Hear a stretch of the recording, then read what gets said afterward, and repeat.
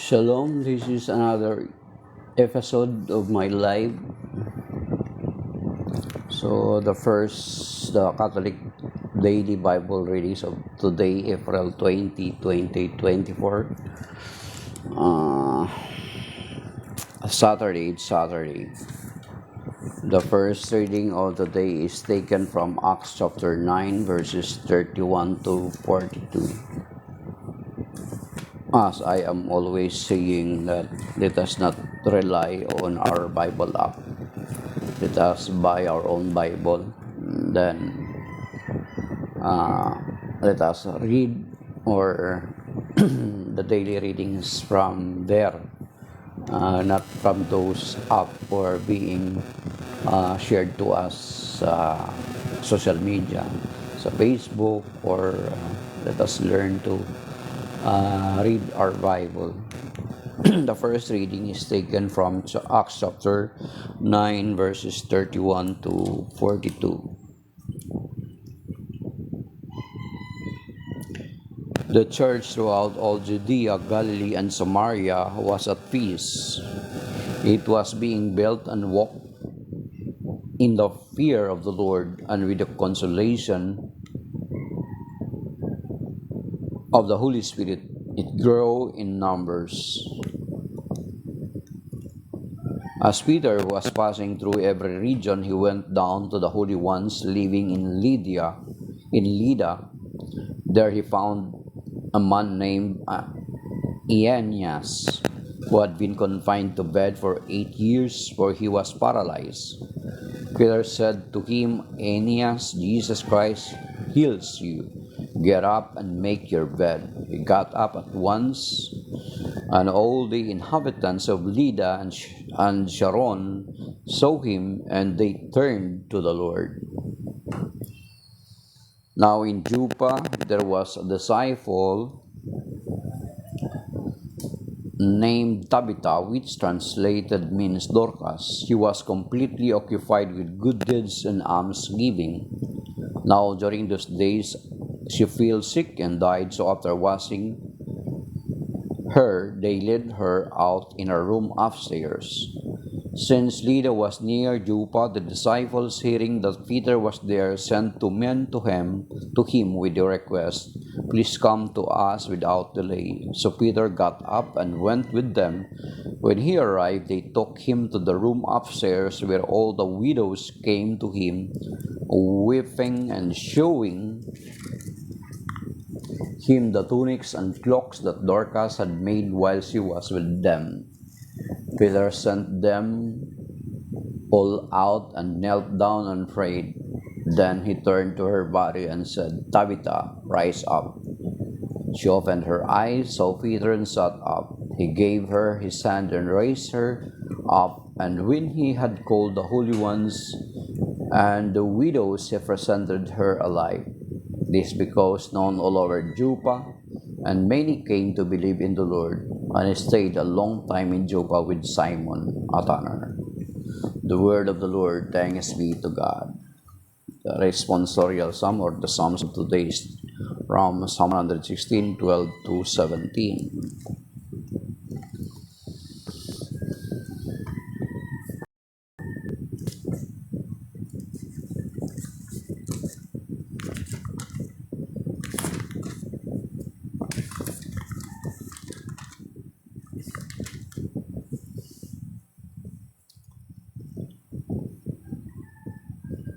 How can I repay the Lord for all the good done for me? I will raise the cup of salvation and call on the name of the Lord. I will pay my vows to the Lord in the presence of all his people. Too costly in the eyes of the Lord is the death of his faithful. Lord, I am your servant, the child of your maidservant.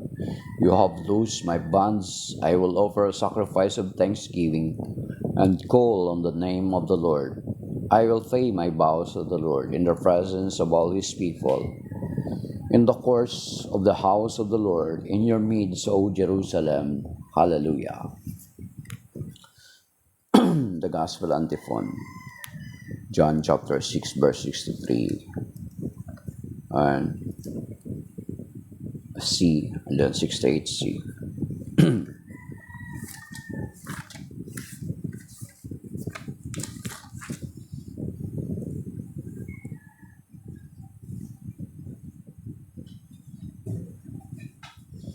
The words I have spoken to you are spirit and life.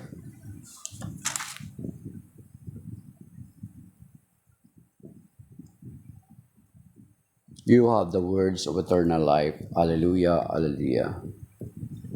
The Gospel of the Lord is taken from John chapter 6, verse 60 to 69.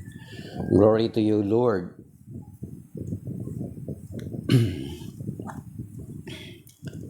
Then many of his disciples who were listening said, "This saying is hard. Who can accept it?" Since Jesus knew that his disciples were murmuring about this, he said to them, "Does this shock you? What if you were to see the Son of Man ascending to where he was before? It is the Spirit that gives life, while the flesh is of no avail. The words that I have spoken to you are spirit and life, but there are some of you who do not believe." Jesus knew from the beginning the ones who would not believe and the one who would betray him. And he said, "For this reason I have told you that no one come to me unless it is granted him by my Father." As a result of this, many of his disciples returned to their former way of life and no longer accompanied him. Jesus then said to the 12, "Do you also want to leave?" Simon Peter answered him, "Master, to whom shall we go? You have the words of eternal life. We have come to believe and are convinced that you are the Holy One of God." Jesus answered them, "Did I not choose you?" Hanggang doon na ba? The Gospel of the Lord. Praise to you, Lord Jesus Christ. So, Shalom. Pang ano na to? Second episode baga. Yung pag-live ko. Yan. So, ang gospel ngayon, katulad nung sinasabi ko everyday, kasi everyday ako nagbabasa na ngayon ng gospel, and then the first reading and the Psalms, parang since Monday ay ang gospel is taken from John chapter 6. Kaya nga ang background ko is yan, yung Last Supper. Kasi ang tema dito sa John chapter 6, kung katulad ng araw-araw ko sinasabi, na yan ay patungkol sa the body or the body of the Lord Jesus Christ as a true food and His blood as a true drink. So, maintindihan niyo yung verse 68, katulad ng binanggit sa verse 68 kanina, na because of the hard saying na kanyang sinabi na ang kanyang laman ay totoong pagkain at ang kanyang dugo ay totoong inumin. And because of that, many of these disciples left him dun sa John chapter 6, verse 68. Kaya nga dun sa verse 67, then sa verse 68, sa verse 67, makikita natin doon na tinanong ng Panginoong Kristo kung aalis din ba ang kanyang mga alagad, yung the very disciples, the 12. Kasi yung mga tao, nagsialisa na, hindi nila kayang tanggapin. Hindi nila kayang tanggapin ang mga sinabi ng Panginoong Kristo na ang kanyang laman ay totoong pagkain at ang kanyang dugo ay totoong inumin. So, si San Pedro na naman ang sumagot. Di ba, nung unang tinanong na si San Pedro talagang palagi itong yung nangunguna at siya yung tinatawag na yung primacy of Peter. Siya lagi yung pangunahin sa mga lagad. As a matter of fact, di ba, siya yung hinirang na kung saan ay mamamahala ng iglesia ng Panginoon doon sa Matthew chapter 16, verse 13 to 20. And then dito, makikita natin na si San Pedro na naman ang sumagot. Saan kami pupunta? Sa verse 68, John chapter 6, verse 68, sabi niya, "Saan kami pupunta, Panginoon? Sa iyo nagmumula ang salita na nagbibigay buhay." So, kung aalis tayo sa Panginoon, saan tayo pupunta? Diba? So, to follow the Lord is a choice, pero mas mainam na piliin natin yung tamang choice. Ang sumunod sa Panginoon sapagkat sa Kanya nagmumula ang salita na nagbibigay buhay. Kung tatalikod tayo sa Kanya, sino kaya yung ating haharapin? Of course, di ba? Dalawa lang naman yan. It is the Lord or the devil. It is good or bad. Walang neutral. Di ba? Walang neutral eh. So, itong mga tao na to, makikita naman natin to. Kaya meron pa lang kaming kasabihan dati sa probinsya na para kang Hudiyo. Yung sinasabi ng mga tiyahin ko ay para kang Hudiyo. Hindi ko maintindihan sapagkat natural, hindi pa tayo palabasan ng Biblia. So parang Hudiyo.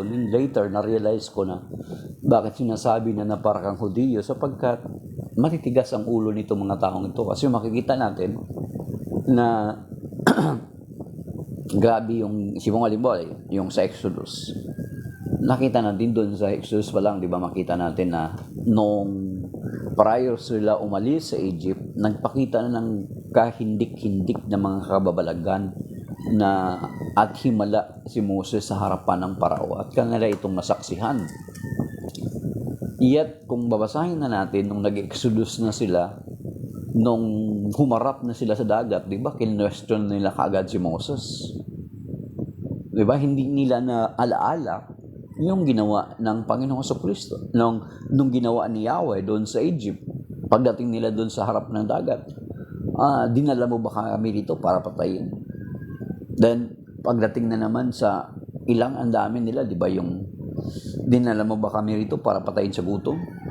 Di ba, ang dami nilang question. Then, nagpadala si Lord ng mana, ng pugo. Dinala mo ba kami dito sa ilang para patayin sa uhaw? Then, again, nagpabukal ang Panginoon ng tubig sa bato. Ang dapat ay kausapin lang ni Moses, pero sa inis niya, sa yamot niya sa mga tao ay tinalo niya 2 beses. And because of that, ay isa yun sa reason bakit hindi nakatawid si Moses sa lupang pangako. Ipinatanaw lamang sa kanya. Then, makikita naman natin doon noong reklamo sila ng reklamo. Nagpadala ang Diyos ng ahas na makamandag at ang sino mang matuklaw ay mamamatay. Then, nagmakaawa na naman sila kay Moses. Then, nagpray si Moses at inutusan siyang gumawa ng ahas na tanso at ilagay sa tikin or sa pool na ang sino mang tumingala doon ay hindi mamamatay. So, then here, dito rin sa John chapter 6, bakit ko binanggit yun bilang to compare? Bakit binanggit yun? Kasi kung babasahin natin ang introduction ng John chapter 6, doon sa first part ng John chapter 6, makikita natin na prior to that, na bago pa man sabihin ito ng Panginoong Jesucristo, na ba gods, would you debate? Since 2009, I joined Facebook. Actually, almost every day, I am engaging into a discussion. Yung kaya ko lang na topic. Pero yung mga malalalim, pero kung sakali na may gustong makipag-diskusyon ng medyo malalalim at sa tingin ko na hindi ko kaya, natural, hindi naman tayo pwede magmayabang na everything we know, I know everything. Mayroon naman kung may refer na tao na pwede humarap kung sakaling mayroon mang maghamon. Pero those mga basic things lang about sa Catholic faith, wala naman hindi naman natin ninurungan yan.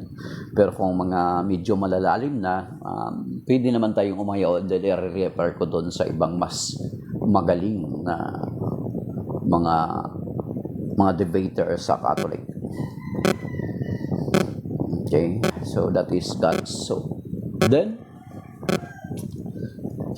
nakita natin doon sa introduction ng John chapter 6, makikita natin na nagpakain ng Panginoon doon ng 5,000. Hindi, according to studies and sa mga nag-aaral about sa Bible, they are not just 5,000 men, not including in the numbers the children and the women. So makikita natin doon na marami yun, more than, according is mga more than 15,000.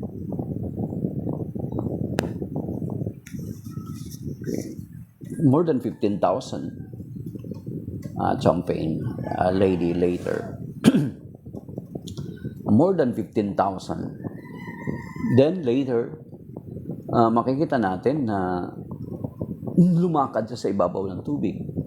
Yet, nung sinabi na ng Panginoong Jesucristo na ang aking laman ay totoong pagkain at ang aking dugo ay totoong inumin at ang sino mang kumain ito ay may buhay na walang hanggan, they failed to believe. And because of that, dun sa John chapter 6 verse 66, yung kinakatakutan ng mga kapatid natin na mga protestante, yung number na 666.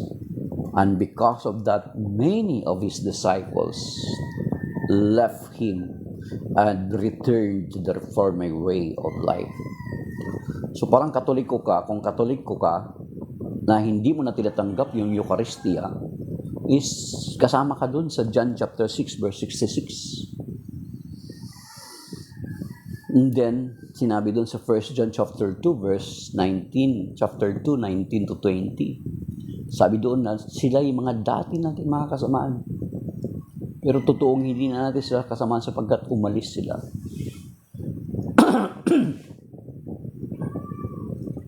Bakit may nagsasamba sa mga santo? Hindi ko naintindihan, sabi ni Champagne Lady.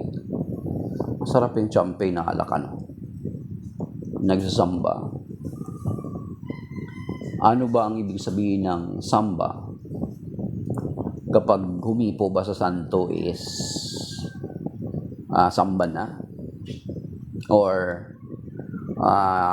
yumukod ka sa harapan ng santo, samba na? Yun ba yung ibig sabihin? Jumping ladies, that what you mean? Kasi kung ganyan yung qualification ng pagsamba is ibig sabihin, ang mga Hapones pala is sinasamba nila ang isa't isa, di ba? Mahilig sila, arigato, di ba? So, there are times na kapag malungkot tayo sa ating mga magulang ay hinahalik-halikan natin yung mga pictures ng ating mga magulang. Hinihimas-himas natin yung picture nila. Then, may sinasabi tayo, samba na po ba yun?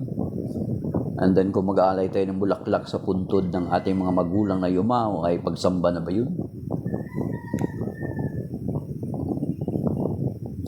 So, alam ko naman, Champagne Lady, ang pinaka-base ng argument na yan is coming from Exodus chapter 20, verses 3 to 5. Pero, alalahanin natin na sa Bible is may mga sinasabi na hindi lahat ng pagluhod ay pagsamba. Actually, yung sa Iglesia, sa 1914, meron dati silang video na sabi ni, sino ba yung ministro nila? Actually, it is circulating in Facebook. Sabi niya, lahat ng pagluhod ay katumbas, ay pagsamba eh. Sabi nga ganun. Bigla silang pinakitaan ng bigla silang pinakitaan ng video na yung mga ministro ay lumuluhod kay Eduardo Manalo. So, biglang pumihit sila na hindi naman natin sinasabi na ang pagluhod ay katumbas, ay pagsamba. So, yung mga tao, Champagne Lady, kapag hinihipo nila yung santo, or kung ano yung mga gesture nila, hindi natin sila pwedeng husgahan na sinasamba nila ang santo. Kasi ang pagsamba ay dapat sa Diyos lamang. Yung latria. Ang ginagawa natin sa mga santo is yung tinatawag na veneration or hadulya, yung paggalang kay Mama Mary. Ang tinatawag, binibigay natin sa kanya na paggalang is yung hyperdulya. Kay Saint Joseph is protodolia, kung hindi ako nakakamali, something like that. Sa kasi kung ang lahat, ang lahat ng paglingkod ay pagsamba. Then, dun sa Exodus chapters, sa Joshua chapter 7 verse 6, Champion Lady, ay makikita natin doon kung nabasa mo yun sa Bible mo or buksan mo ngayon dyan sa Bible mo sa Joshua chapter 7 verse 6. Sinasabi ko sa iyo, you are not judging, pero the fact na sinabi mo na bakit sinasamba yung santo, yun ay isang paghatol na kagad. Hindi mo ma-deny yun kasi bakit sinasamba ang santo. That is judgment already. Kasi ang sinasabi sa 1 Samuel chapter 7, chapter 16, verse 7, kung babasahin natin doon, ang tinitingnan ng Diyos ay hindi kung ano yung ginagawa. Sa 1 Samuel chapter 16, verse 7, is sinasabi doon na, ito basahin ko. Basahin mo sa Bible mo, may Bible ka dyan. Sa 1 Samuel chapter 16, verse 7. So kapag nakita natin yung kapwa natin na ginagawa yung ganun at sinasabi natin na kaagad sinasamba, that is already judgment.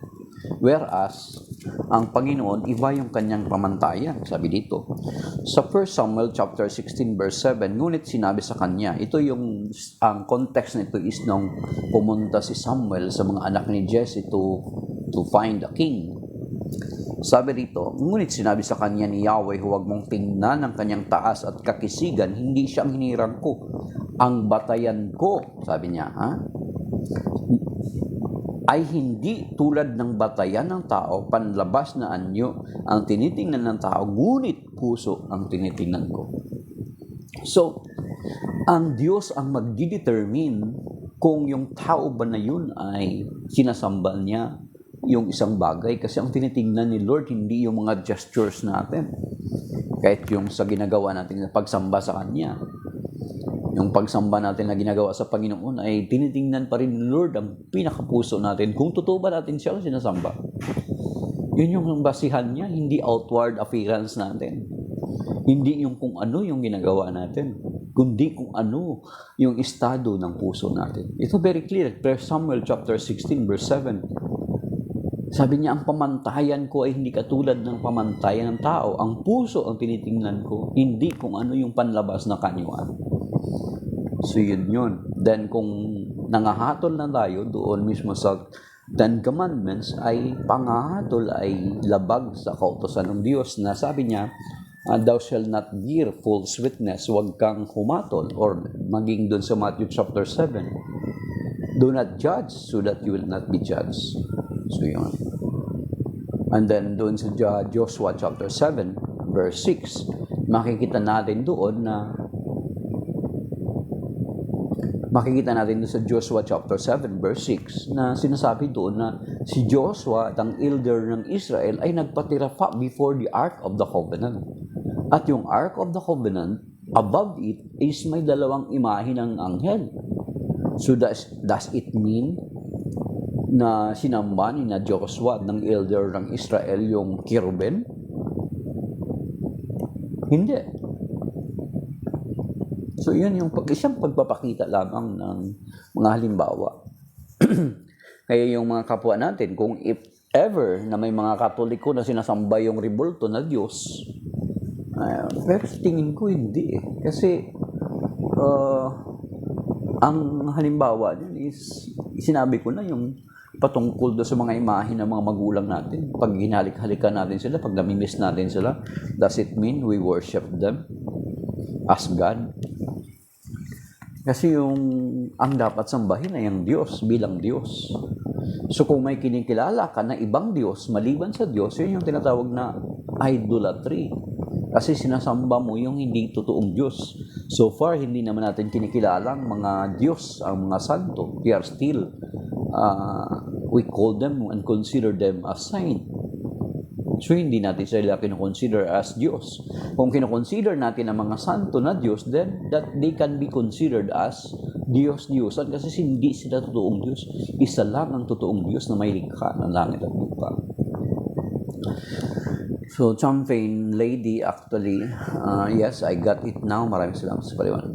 Champion Lady, ang isa sa mga base argument na yan ng mga kapatid nating mga protestante is yung sa Exodus chapter 20 verse 3 to 5, na kung saan ay kung pag-uusapan yan ay hindi naman talaga mag-work. Hindi mag-work, totoo yan. Kapag pinag-usapan yung Exodus chapter 20 verse 3 to 5, kasi yan yung pinaka-base argument about dun sa idolatry ng sinasabing pagsamba. So, hindi po yan mag-work. Maaring yan ay feed sa inyo ng pastor or ng kaibigan mo. Pero kung idaan po yan sa discussion ng masinsinan, ay hindi po talaga mag-work yan, promise. Yung sinasabi. So, yan po, bali. Okay. So, kaya nga, eto, mabigat tong sasabihin ko sa iyo. Actually, almost everyday ganito yung sinasabi ko. Pero only kasi for the sake of those na hindi naman nakapakinig or hindi nila nasundan yung pag-share ko. Kaya nga sabi ko, kapag bilang katoliko ka, umalis ka sa pagiging katoliko, kasi hindi mo pinaniniwalaan na ang Eucharist na tinatanggap natin is the real presence of the Lord. We are receiving the Lord in the Eucharist, His real presence, body, blood, soul, and divinity, is ikaw katulad, kasama ka doon sa John chapter 6, verse 66. 666, di ba? Kinakatakutan ng mga protestante na number based doon sa Revelation chapter 13. So, kinakatakutan nila yan.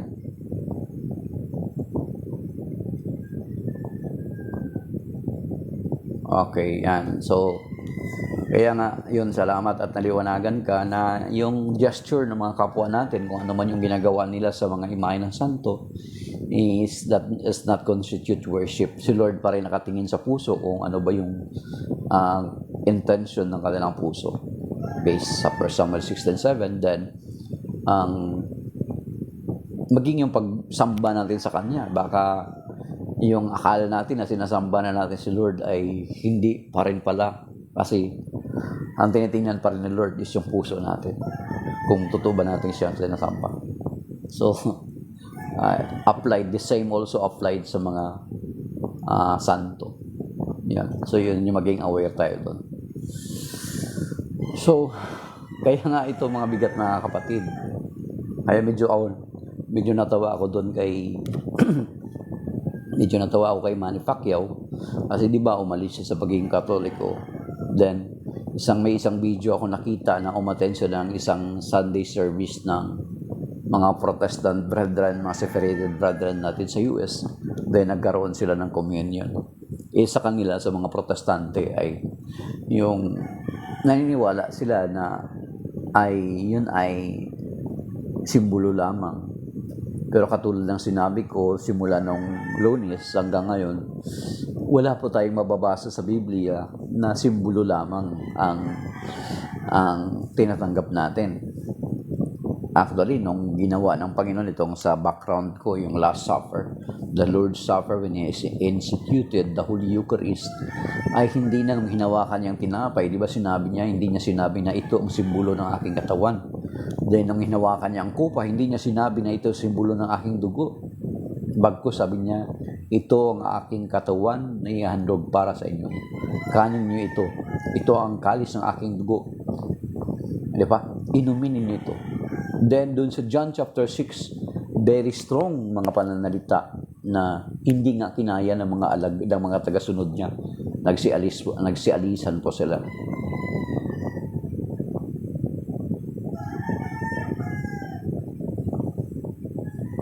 Okay.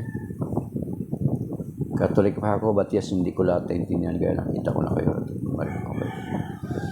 So,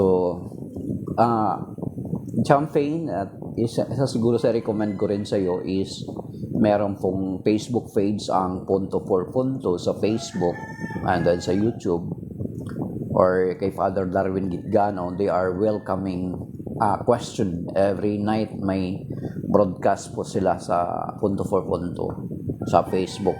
Kung gusto mong maliwanagan, may mga confusion ka pa, you may ask them. Ako naman, I am trying na everyday din nagpag-live din ako dito. Mga morning, bago pumunta sa trabaho.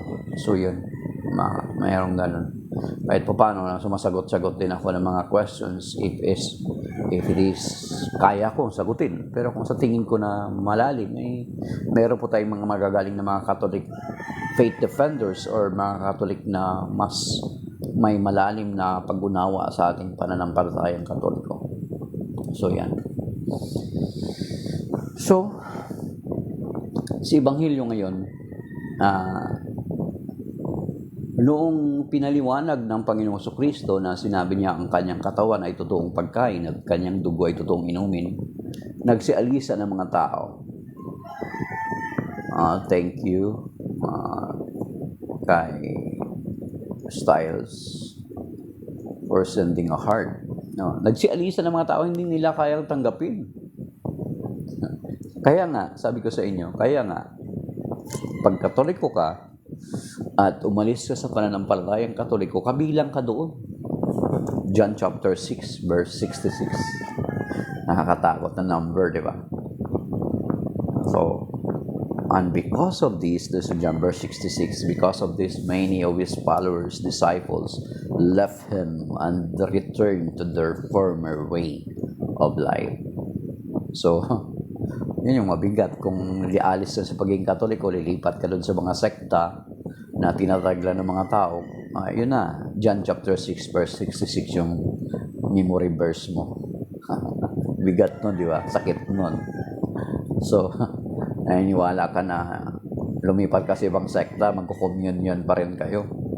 Tapos simbolo na lang. Samantala, all throughout the New Testament, even nung panahon na Saint Paul na wala na ang Panginoon Kristo, ay very strong pa rin yung pangangaral na Saint Paul doon sa 1 Corinthians chapter 11, verse 26. Basahin natin kasi total, ito, kahit pa ulit-ulit ko lang sinabi to, yet, ito yung tema na kailangan natin kuminsan paulit-ulit. Kasi yung mga akusasyon at aligasyon naman ng ating kapwa protestante, the same naman, memorize na nga namin yan yung mga allegation nila, memorize na po namin. Kasi almost every day sa social media, sa TikTok or sa Facebook, sa YouTube, ayun yung mga accusation. Kaya kabisado na po namin yan. Kaya kapag i-present sa amin yung mga ganong allegation, alam na po namin sagutin. Kasi ulit-ulit lang yan So kawawa lang yung mga membro na yung mga pastor is pinifeed sa kanila ng ganon. Then ang membro naman na dating Katoliko rin ay hindi mo na kinoconsider na aralin yung kanyang pananampalatayang Katoliko bago siya sumali doon, umalis pagiging Katoliko. Alam niyo ba merong parang kwento na parang ganito.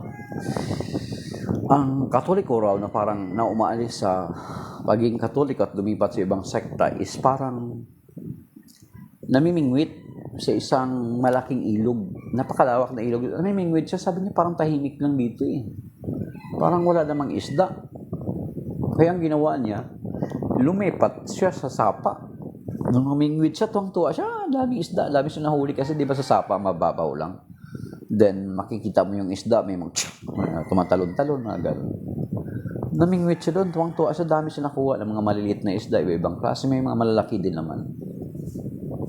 Pero without considering na hindi niya muna sinubukan yung ilog na napakalawak na kanyang inalisan, na kung sinubukan niya lamang mamingwit doon, hindi niya hinatulan dahilan sa mga parang wala namang isda, is malalaman niya kung sinubukan niya lang na napakarami palang mga isda doon. Okay. Parang ganun. Actually, that story is from Brother Sunny Kalyangan. Narinig ko sa kanya. Parang ganun tayo. Whereas, alam nyo ba sa ngayon hindi ko lang alam kung batid nyo to. Sa ngayon, yung napakaraming mga pastors or mga non-Catholics who are converting to the Catholic Church without na kahit walang nag-preach sa kanila, na walang nagsishare sa kanila ng Word of God, ng about Catholic faith. They themselves discover, especially kung kine-question na yung authority yung about sa authority, at about dun sa Eucharist, yung topic nito John chapter 6. Lalo na kapag nagkakaroon ng comparison, why Catholics believe in the real presence of the Lord in the Holy Eucharist, why as Protestants, we just believe that it is just a mere symbol. Where is that in the Bible? Kapag nagkakaroon na sila ng question ngayon, ay doon na nila na-realize na kailangan nila mag-study deeper. And because of that, many of the Protestant pastors converted already in the Catholic Church. Kahit dito sa Pilipinas, mga mahigit na po sila 100 sa pangunguna ni Brother Noedora, mga dating pastor. So they converted not because of monetary promises from the Catholic Church. Wala tayong ganun eh. Actually, meron nga dating nag-convert sa Catholic Church, pero umalis din kasi wala siyang support eh. Yung ibang pastor, si Brother Noedora, 2 years siyang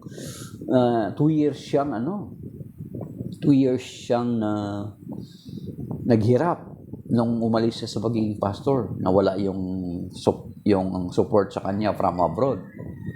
Mga financial, yung mga offering ng kanyang community, yung tithes and offerings. Dalawa kasi yan, yung tithes and then love offerings. Nawala yun lahat. Maging yung mga napundar niya na gamit. Until such time na ihabla siya sa korte para lang hindi niya makuha yung mga ari-arian niya. So, sinabi ni Brother Noy, sige, huwag niyo na pong iparating sa korte. Hindi na ako maghabol doon sa mga ari-arian. Si Scott Hahn, yung sinabi ko na sa inyo, si Scott Hahn, because of this John chapter 6, professor siya ng theology sa seminary nila sa Presbyterian. Na ang pinag-aralan nila ang Gospel of John.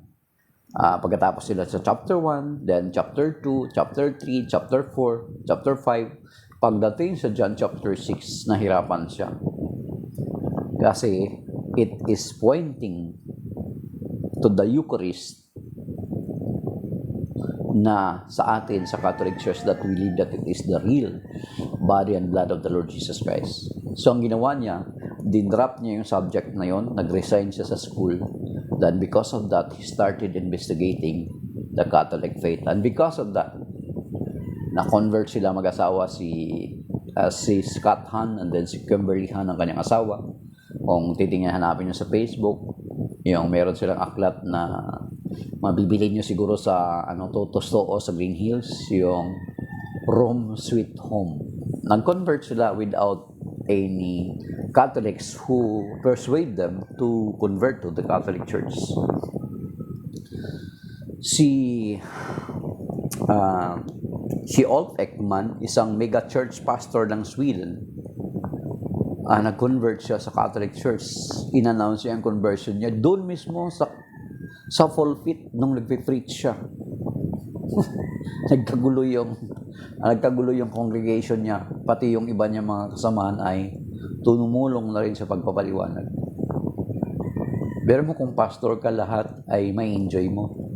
Kasi may tithes, offerings tayo sa Catholic Church, walang ganun eh. Until now nga, di ba, meron pa rin naghuhulog ng barya, 5 piso. At least may 20 na ngayon na barya. So, sa kanila, meron silang tithes and offerings. Ano lang naman ang binabayaran nila? Pagpalagay natin, kuryente at saka tubig. Kung may staff man sila, kung sakali. Kung may deacon sila, kung sakali. So, ilan lang yun. Compare sa atin sa Catholic Church, meron tayong mga nagtatrabaho sa parokya. Mayroong mga staff sa office. Mayroong mga tagalinis, may maintenance, may mga driver. So, ilan yun? Yung pinapasweldo natin. Sila. Diba? Ilan lang.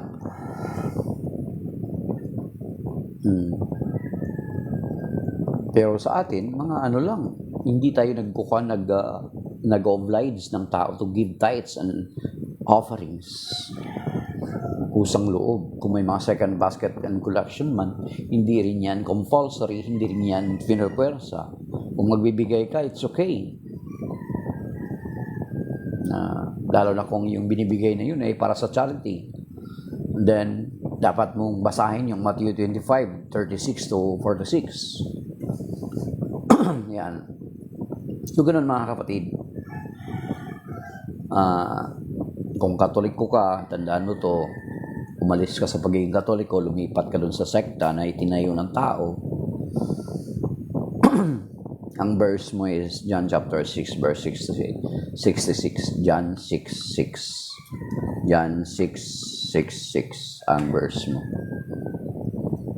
So, ngayon, kung nagpaplano ka alis sa Catholic Church, sana ang magiging sagot mo is yung John chapter 6 verse 68. Saan kami pupunta, Panginoon? Sabi ni San Pedro, sa iyo nagmumula ang salita na nagbibigay buhay.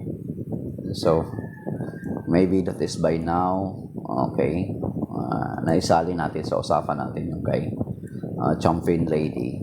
And then, itong tema natin ngayon, or ang topic ngayon na ang katawan ng Panginoon ay totoong pagkain at ang kanyang laman at ang kanyang dugo ay totoong inumin. At ang sino mang uminom, kumain at uminom ay may buhay na walang hanggan. At sabi din dito sa 1 Corinthians chapter 11 verse 23 to the following, na sabi dito sa verse 23 and following, sabi niya, for I received from the Lord what I also handed on to you. Take note, this is saintful, and this is already not panahon niya, wala na ang Panginoon dito, that the Lord Jesus on the night he was handed over took bread, and after he had given thanks broke it and said, this is my body that is for you, do this in remembrance of me. And the same way also the cup after supper, saying, this cup is the new covenant in my blood. Do this as often as you drink in remembrance of me. For as often as you eat this bread and drink the cup, you proclaim the death of the Lord until he comes. Verse 27, take note. Therefore, whoever eats the bread or drinks the cup of the Lord unworthily will have to answer for the body and blood of the Lord. So, kung symbol lang, ito, after nito, wala itong Panginoong Jesucristo dito. Kung symbol lang ang tinatanggap natin, why we need to answer to the body and blood of the Lord if we are receiving it unworthily? Kaya nga kami dati, nung sa baptist pa ako, kapag mag-communion kami, di ba? Pagkatapos yung inumin yan, lagayan ng baso, yung mga tinapay na tira-tira, pakain sa mga bata. Pagagawan sa simuti ng mga bata yan. Pero sa atin, di ba, the priest is very careful in cleaning the vessel na pinaglagyan. The chalice, the siburium. Diba? Hindi natin basta-basta tinatapon lang. Ilagay sa hugasan. Hindi ganun. Kasi, ang sabi dito sa verse 27, therefore, whoever eats the bread or drinks the cup of the Lord unworthily will have to answer for the body and blood of the Lord. Hindi sinabi na the symbol of the body and blood of the Lord. Therefore, verse 27, whoever eats the bread or drinks the cups of the Lord unworthily have to answer for the body and blood of the Lord. Kaya nga, verse 28, a person should examine himself and so eat the bread and drink the cup. For verse 29, for anyone who eats and drinks without discerning the body eats and brings judgment on himself. See? Very strong na word. Hindi sinabi ni St. Paul na symbol lang. Kasi di ba wala na ang Panginoong Jesucristo? Sila na yung gumaganap nito. Yet, very bold na statement ni St. Paul, hindi niya sinabi, hindi never mentioned na simbolo lamang. Kaya nga tayo ng mga Katolik, we believe in the real presence of the Lord in the Eucharist. Kasi ang sabi ng Panginoon, ang kanyang laman ay magiging pagkain para sa kabubuhay ng sanlibutan. So therefore, even until now, is ginagawa niya kung ano yung sinasabi niya every time na gaganapin natin yung banal na misa. Kaya nga, ang challenge ko palagi, na try to research the Eucharistic miracles in Google at makikita niyo how the Lord confirms it through the miracle of the Eucharist. Kaya ganun kabigat mga kapatid. So, kaya nga, gusto mo na hindi ka mapabilang sa 666, ay huwag kang umalis sa pagiging Katoliko.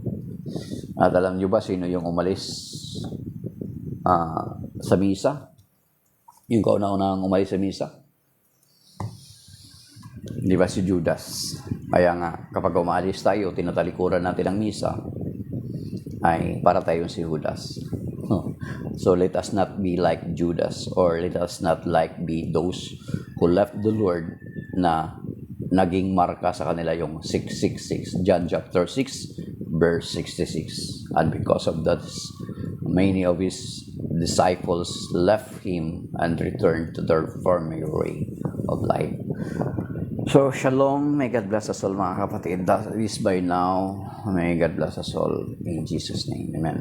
So, thank you to those who joined and likes and followed and gave gifts and comments. So, may God bless us all. Thank you.